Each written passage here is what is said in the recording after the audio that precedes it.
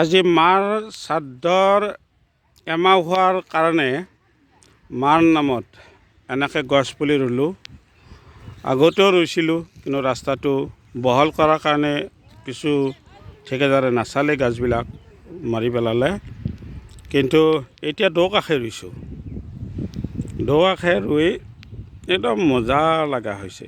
যদি এৰে মানুহবিলাকক সকলোকে কৈছোঁ, দাদা খুৰা সকলোকে কৈছোঁ যাতে ছাগলীৰ পৰা ৰক্ষা কৰে, সুন্দৰ হয়।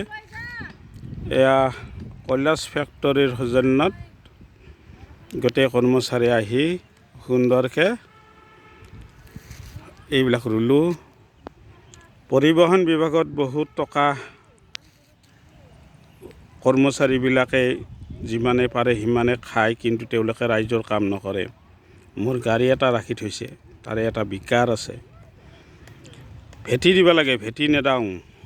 সেইকাৰণে ৰাইজৰ কাম কৰিম, গাড়ী ৰাখক, কথা নাই, ভগৱানে দিলে আৰু গাড়ী বহুত হ'ব।